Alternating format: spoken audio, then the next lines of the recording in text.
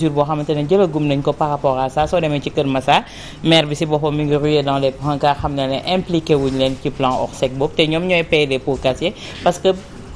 askan wi ñoom la ñuy njëkk ñooy seen interlocuteur yu njëkk. waaw déjà di massaw ñi nga xam ne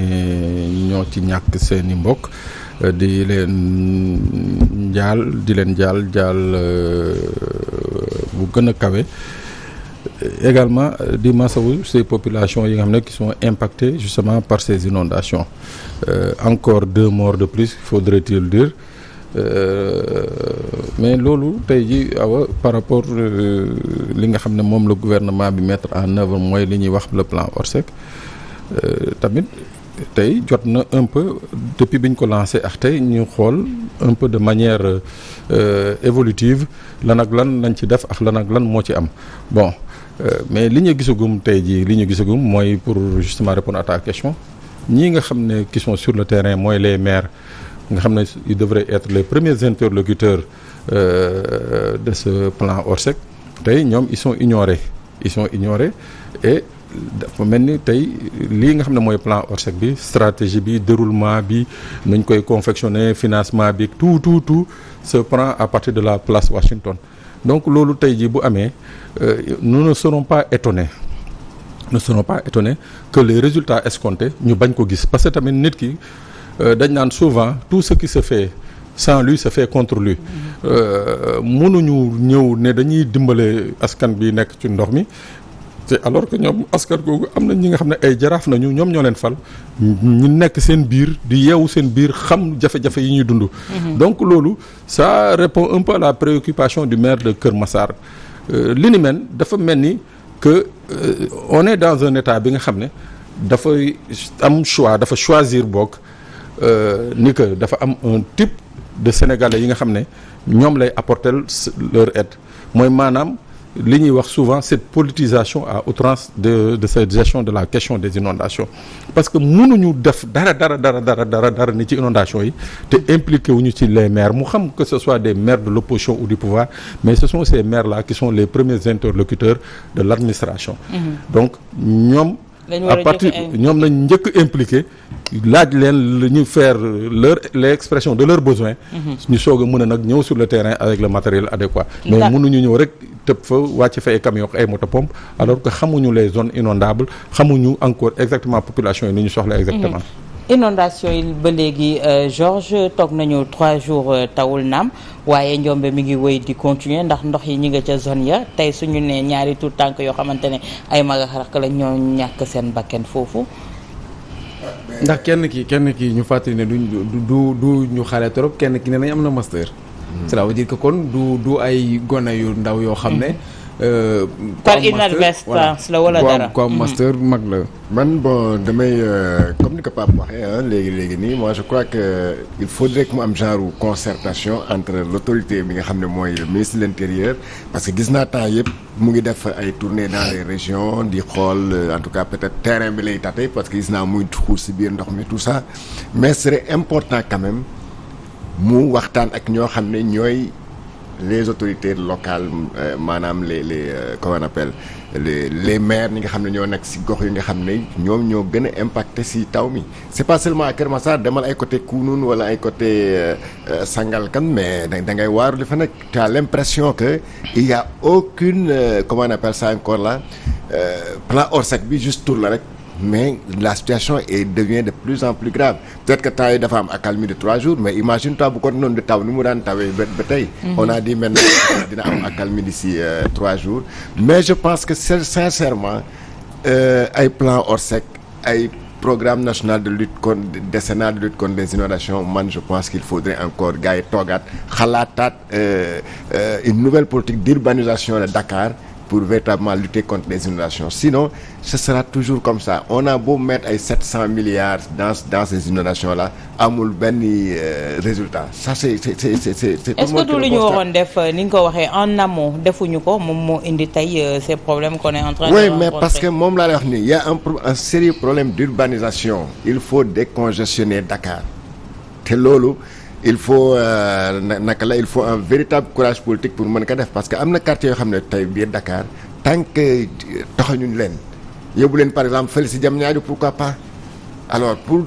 Dakar mën a nooy et puis que ndox mi mën a kii ndox mi mën a kon ne di mën a circuler librement et tranquillement et sans problème mais tant que Dakar est devenu genre une cité wala réew moo xam ne béton rek la donc forcément inondation yooyu il faut prendre cette question des inondations très au sérieux avec une politique hardie d'urbanisation. loolu de la loolu mooy sama xalaat. lii wax ji mooy tey boo waxee nag tey ban quartier ngay toxal loolu moom foofu. mooy wax ji est-ce que ce sera chose aisée Issa est le président de la République mi ngi doon wax ne nit ñi ñoom ñoo dem dëkk ca yoonu ndox waaye nit ñi yóbbuwuñ fa seen bopp itam. nit ñi yóbbuwuñu seen bopp ci zone ndox yooyu la c'est que nag c'est des responsabilités partagées. ndax du nguur gi nga xam ne rek ñoo fi nekk ñëw en 2012 mais am na nguur yoo xam ne aussi ñoo leen fi jiitu te nguur yooyu yëpp ku ci nekk tey am na ay koñ yoo xam ne daanaka mën nañ ne yaa ko créé boo xoolee zone de captage gi du régime bi lañ ko daggee mais régime président Abdoulaye Wade lañ ko daggee cité Kër Góor gi am na yeneen yoo xam ne aussi avant même président Abdoulaye Wade te yooyu yëpp tey ñuy inondé tey je me dis que ni est-ce que réellement ñoom xam nañu solution problème parce que awa man li may jaaxal mooy bu fekkente ne bu inondé nga ñëw ŋàcc mais boo ŋàccee tey bu subaa day inondé waat bu tawaatee mu inondé donc solution bi du ay ŋàcc ndox mi jël ko rek ñenn ñi nga jox leen ay saaku ceeb xool loo leen dimbaleeg yooyu mais faaw ñu xool nan la ñuy def ba def fi un plan d'urbanisme bu baax bu nga xam ne bu tawee tey du taa bay inondé wala sax même bu taawee ndox mi na dem parce que ku taxaw buntu Walfadjri gii muy taw di nga xam que ni ni mel normal na parce que bu tawee da ngay gis ndox mi doole ji muy àndal sax di daw wutali zone de captage loolu nag buñ ko defee ci ay koñ yu bëree bëri defaraat ay bassin de rétention ci ay koñ yu bëri loolu aussi dafa manqué parce que am na ay koñ yoo xam ne tey amuñu ay bassin de rétention yu mag yoo xam ne mën na jël ndox mi lu dul bu fekkente ne taw na déjà nga jël ndox mi jël sa benn moto pompe teg ci buntu kër Awa muy pompe bu pompee fan la jëmaat ci koñ bi la jëm ci kër ñeneen ñi la jëm te loolu yëpp yaakaar naa moom la mairie di dund ñoom liñ ci mën rek mooy masaw en général àndandoog ñoom pour ci biir ndox mi tey maa ngi dégg benn ancien maire boo xam ne muy woo son prédécesseur ne moo ko fi diggee woon ci campagne électorale bi yooyu kàdduy campagne la rek mais képp kuy campagne ndox mi aussi population bi war nañoo yeewu xam ne mënoo ci dara ci prérogative yi sax ndax bokk na ci maire Pape Georges mi ngi koy wax léegi est-ce que tey ce sera chose aisée nga ne Ndakaaru ci boppam ngay toxal yóbbu ko te dégg nañu tontu gi nga xamante ne njiitu réew mi tontu na ko jëm ci inondation yi ñun ñoo war a xoolaat suñu bopp ñun ñoo dëkk fu ñu warul dëkk tey loolu yëpp di am te chaque fois su tawee itam ñuy dund li ni mel ay bakkan di ci rot. mais awa je crois que le président Macky Sall moom ci boppam moom il a la réponse il a la solution à tous ces problèmes là effectivement Sénégalais yi ñoo dëkk fu ñu warul dëkk. mais ku leen fa yóbbu. moom fa laay ñëw zone de captage. biñ fay biñ koy dagg ñoom moom moo fi nekkoon premier ministre ñoom i seen ñooñ rek seen i ñooñ temps wu PDS ki consort ñoom ñoo fa amoon kër ak nu mu tëddi coalition boobu nu mu tudd woon. Cap 21. Cap 21 ñoom donc ñoo fa am ay kër peut-être ñenn ñi dañ jaay nga ñëw cité kër góor gi ñan la ñoom it ñoo ko dagg seen régime nga dem fële Sud Foire ñoom seen régime la ñoo ko dagg. kon nag tey jii c'est-à-dire que nga xool ces entités là mooy entité yi nga xam ne dafa mel ni que ñii ils ont une notion de l'État bi nga xam ne wute na ñi nga xam ne ñoo fi nekkoon parce que tamit ñi fi nekkoon nu ñu bëgg suuf fii moom musuñu ko laal jéemuñu ko laal parce que xamoon nañ ni que effectivement c'était des zones yi nga xam ne il était impensable ñu fay implanter ay domiciles encore moins ay cités yi nga xam ne dana jël une grande masse démographique ba pare béton yeeg yooyu infrastructure yi nga xam ne moo war a évacuer ndox du ci am moo tax it boo xoolee le régime socialiste lu ñu bëgg suuf ñoom seen suuf bi yëpp fële la woon ci biir ci gox-goxaan yi mais fii biir Dakar ñemewuñu woon laal parce que ils avaient compris donc tey jii su président ñëwee taxaw ne que nañu xoolaat suñu bopp mais je crois que il a très bien dit nañu xoolaat suñu bopp moom génnewu ci boppam donc tey jii ñii nga xam ne ñoo nekk zone de captage bu ñu rasé woon tey zone de captage mooy que le problème des inondations fii biir Dakar geex na bu ñu rasé woon fële cité Kër Góor gi wala cité Sicap Foire le problème sera résolu. ñaata milliards lay nekk. En tout cas 766 milliards yi ñu dugal ci inondation bi bu ñu ko jëloon comme dédommagement jox ko nit ñi ñu dem uti ji kër ni ko Georges waxee fële ca Diamniadio jox wala feneen je crois le problème c'est résolu à moitié comme nee na nag day lancer un nouveau plan décennal waaw bu boobaa nag ñu daal di def ce qu'on appelle justement des investissements structurels. mais insécurité bi ci àndal yëpp dañu ne plan Orsec li muy englobe bi dafay bëri Pape Sané. tey insécurité la gën a jur naam asamaan si ibbiwul ay vanam terewul nit ñaa ngi ñàkk seen bakkan dañ jàpp ne suy taw la nit ñi di am ay risques mais tey jii ñetti fan 72 heures sans pluie et pourtant on note tey jii cet après-midi 2 morts ci loo xamante ne ay moto pompe yu ñu branché ak ay ndox yoo xamante ne mi ngi fa te Kër Massar googu njombe gi am fa la ñu lancé woon waxul plan Orsec bi plan décennal bi. plan décennal bi fa lañ ko lancé woon mais tey jii encore je dis ces nouvelles victimes dañ ñëw yokk rek ci ñi nga xam ne ñoom la fi mën bi faat ak ñi nga xam ne ñoom la sànni ci mbedd bi ak ñi nga xam ne bon fu mu nekk nii kenn xamul parce que li leen dal mais plan Orsec bi comme liñ ko waxee à l'entame de notre discussion c'est un plan bi nga xam ne qui est d'ordre général c'est un plan bi nga xam ne qui donne des pleins pouvoirs au ministre de l'Intérieur tey mënoon nañu dans ce cas d'espèce c'est un accident il faut le dire mais mënoon nañ dans ce cas d'espèce faire en sorte que toutes les équipes yi nga xam ne ñoom nañu waroon impliqué ci plan Orsec bi ñu impliqué leen ci bañ a jël ay doomu jàmbur yi nga xam ne qui sont novices à la matière xamuñu nu ñuy taalee motopompe xamul nu ñu koy fonctionner xamuñu nu ñu koy branché di leen fa teg parce que loolu yëpp tamit c'est des problèmes de responsabilité si le plan Orsec comme ni nga ko waxee woon keroog le ministre defoon na une réquisition générale de telle sorte que militaires yi nga xam ne ñi ngi def ay piquet toog seen i cantonnement gendarmes yi nga xam ne ñi ngi def ay piquet toog seen cantonnement policiers yi nga xam ne ñi ngi def ay piquet toog seen cantonnement c'est-à-dire defuñu dara nañ leen jëloon séddal leen dugal leen ci dëkk bi dispatching je crois que on aurait eu moins de problèmes et beaucoup plus de réussite. d'accord tey une boulimie foncière Georges mun nañ ko waxee noonu moom moo jur tey li nga xamante ne moom la ñuy jànkonteel. malheureusement c'est ça c'est cette boulimie foncière qui consiste fu la neex nga tabax fu la neex nga jaay aussi même ce que les tubaab ndax par exemple dans des zones non édificantes yi c'est-à-dire fu nga xam ne kenn waru fa def dara. kenn waru fa def dara à part peut-être à la limite def fa ay garab wala quelque chose comme ça malheureusement ce qu'on constate à Dakar c'est quoi ce sont ces maires-là aujourd'hui ñooy dem di jooy parce que je me rappelle bi président Macky Sall di lancer ce plan-là à Kër Massar dafa waxoon il faut aussi ñu situer responsabilité aussi parce que maires yi ñooy dagg suuf di ko jaay donc maire boo xam ne nag da ngay gis foo xam ne c'est une zone non aedificante ñoo xam fii kenn waru fa tabax nga jaay ko xam nga ëllëg si biir aussi dans 2 ans ndox du bàyyi yoonam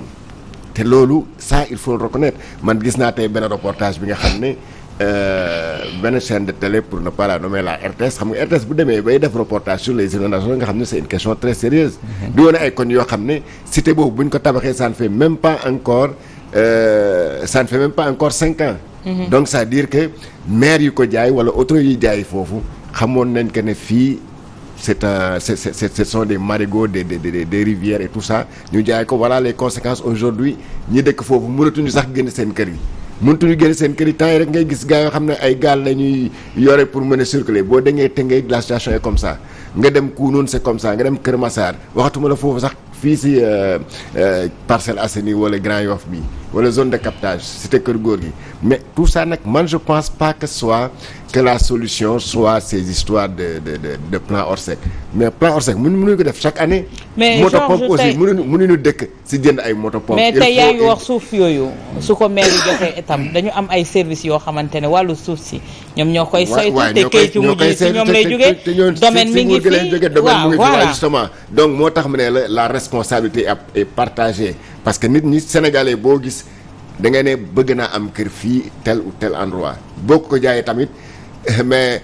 c'est une question de survie du calculer loolu mais yow mi nga xam ne yaay responsable bi waroo nangu jaay ko loolu jaay nit loo xam ne problème nga koy indil si bopp yow tamit problème moi je pense que ça c'est aux autorités d'avoir encore ce courage politique pour repenser l'urbanisation à Dakar. D'accord est-ce concevable tey Issa ñu ne ministère de l'intérieur moom moo concentré plan Orsec bi yëpp ci moom te am ay démembrement yoo xam te ne daf leen ci war a impliqué par rapport aux municipalités dégg nañ fi keroog maire bi fi ñëwoon Ablaye Diop wax li ni mel ne yëgul plan Orsec yóbbu nañ ko ci Thiaroye go nga xamante ne ma ngay inondé moom tamit Kër Massar tey également le maire Bilal Diatta dit la même chose. moom xam na ne mënu si dara xam nga tey awa bu fekkente dañ laa jox ay koppar nga war koo séddale da ngay woo ñi nga xam ne ñoom ñoo ko yeyoo ñëpp maanaam ñi nga xam ne ñoom la ñeel tey bu ñu woowoon les maires yi nga xam ne ñoom la inondation yi concerné xëy na nag du yomb parce que ku nekk mën nga yuuxu ne sama dëkk ak yooyu mais ñoom xam nañ zone yi nga xam ne fa la gën a méttee maire yooyu war nañ leen a mën a impliquer ci prise de décision yi de décision yi mais mënuñoo ñëw quand même bëgg a dem ci benn koñ ne da nga fay def ay plan Orsec yoo xam ne maire bi du yëg parce que tey ji am na beneen maire boo xam ne jokkoo nañ aussi li ma wax mooy yëguñu sax ñoom ne plan Orsec am na cela veut dire que ni kon li ñuy def ni yëpp nga di ko gis ci médias yi campagne de communication la mais concrètement existé wul parce que bu fekkente ne ki ko war a téye war a xam ne lii kat existé na ci koñam parce que ñi ngi ñëw di ko dimbali dañ koy bàyyi muy xuus ak population bi te lu ci bëree bëri maire yi lan la ñuy mën mooy dem àndandoo population bi jënd ay moto pompe yoo xam ne dañuy toog manque ndox mi mais buñ ko manqué aussi daanaka ndox mi day dellusiwaat parce que bu tawaatee ndox mi day ñëwaat. donc te kuy politique fi mu nekk ni maye moto pompe mooy sa activité maye moto pompe da ngay gis sax ñi nga xam ne jóge nañ ci maire yi ba pare wala ñu bëgg a ñëw ak yooyu yëpp ay moto pompe la ñuy dem jënd di may population bi léegi moto pompe bi nag lan la koy mënal mooy lan ci saa si mën na indi saafara mais du nekk loo xam ne day continuer te loolu yaakaar naa ministre bi xam na ko mais dañ ciy teg seen tànk di jéem a demal seen bopp di jéem a defar bëgg waaw góor bu ko defee beneen yoon ñu mën ko campagne. d'accord Pape fi ñuy mujjee laata suñu invité di ñu fekk ci plateau bi ñuy sóobu ci ponk bi maa ngi koy wax Georges muy boulimie foncière boobu tey jur na coow ci réew mi ndax zone yu ñu mësul xalaat ne dinañ dem ba koy xaaj di ko jaay tey ñu jël ko di ko monnayer. waaw mais xam nga tey ji boulimie foncière boobu pour joxe rek ay exemple très illustratif ñu ngi nii hôpital Dantec nga xam ne Sénégal dafa nërmeelu ci wàllu santé publique mu ngi nii ñu xaaj ko di ko jaay. ak SCA. waaw SCA mu ngi nii tamit ñu dagg ndem ministre bi génn na di expliquer ay explications yi nga xam ne boo lii réew communiqué da ngay ree bu bëgg a dee juste pour wane ni que kenn jaayu ko te kenn du ko jaay mais plus grave par rapport à cette boulimie foncière gis nga ñi ngi wax ci mbënd bi nii fii boo jëlee yoonu lac Rose bi am na benn lac bu nekk noonu à côté fan yi yëpp week-end bi ma fa demee xoolal camion suuf yi ñu ngi ñëw di sëqal lac bi te mu leer la ne que dañ koy morcelé jaay ko et pourtant les autorités ñi ngi fa c'est sûr et certain que le sous-préfet de Sangalkam mu ngi fa mu ngi koy gis le préfet de Pikine mu ngi koy gis le responsable départemental du cadastre mu ngi koy gis de Rufisque autorités yi le maire ñoom ñëpp ñi ngi gis loolu fii ak 3 mois 4 mois ce sera des parcelles nawet bi geex nit ñi tabax dëkk fa déwén mu nekkaat encore des cités inondables. waaw léegi man li ma mënul comprendre mooy état dem mu nekk bàyyi mu ëlbati ko bu ko jox ab nit privé def ko titre foncier ci zone ex NEA boobu. waaw mais xam nga nag on a des états yi nga xam ne bon mooy loolu mooy que ñoom quand ils veulent t'enrichir ils t'enrichissent waaw ak ñoo gaaw ci jël délibération wala bàyyi daf ko titre foncier ni ñu ci gaawee xoolal l'histoire de Ndingler rek. Comment ils ont fait jusqu'à donner à monsieur Babacar Ngom un titre foncier sur des terres d'autrui. Donc loolu yëpp moo leen wan ne que on a un état bi nga xam ne quand il veut c'est pas il ne se gêne pas quoi.